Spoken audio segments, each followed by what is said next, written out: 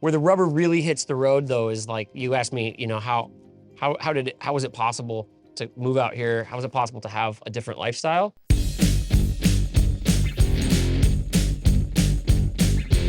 My name is Nik Palladino. I'm the owner of Finney Ridge Painting and Home Services in Seattle, Washington.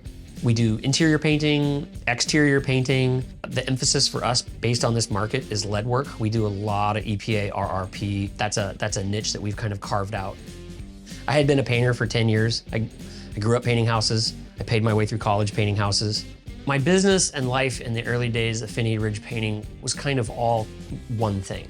I'm Sam. I'm the general manager. I've been here since we started. Sam and I were both graduating from university, and we didn't have a long-term plan. We decided to paint houses together.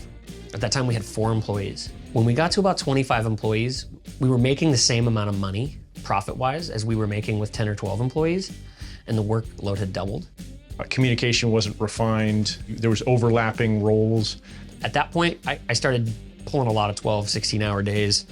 Fix this insurance problem, fix this customer problem, hire more people, fire that guy. Whatever it was like every single day I had an HR task. I had to put a fire out.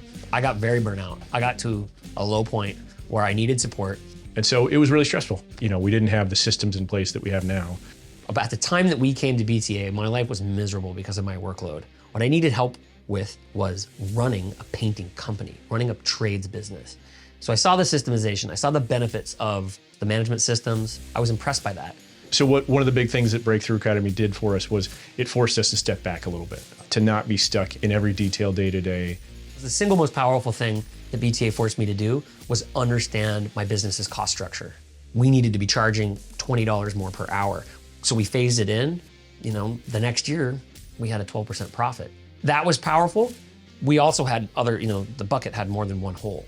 You know, when I was had my hands in every single thing and every project, and I knew every customer, my phone was ringing, in the evenings. My phone was ringing on the weekends. What changed for me was when I actually started being involved in some of the coach meetings. Having somebody who understands your business, understands you, understands the dynamics of the market that you're in, it's kind of like a North Star, right? My coach keeps me on track when I get off track. So what I really appreciate about BTA is like that individual, tailored experience. The first year was kind of eye-opening, the things that we were doing wrong that we needed to improve. After spending that initial 12 to 18 months of really focusing on these pieces that we needed to improve, the second year was really rewarding. I would say that the workload associated with BTA is pretty minimal when you consider that you're doing it during your working hours and it's saving you time down the road. Anyone that's struggling with the business, they're probably dealing with the same stuff we were dealing with years ago.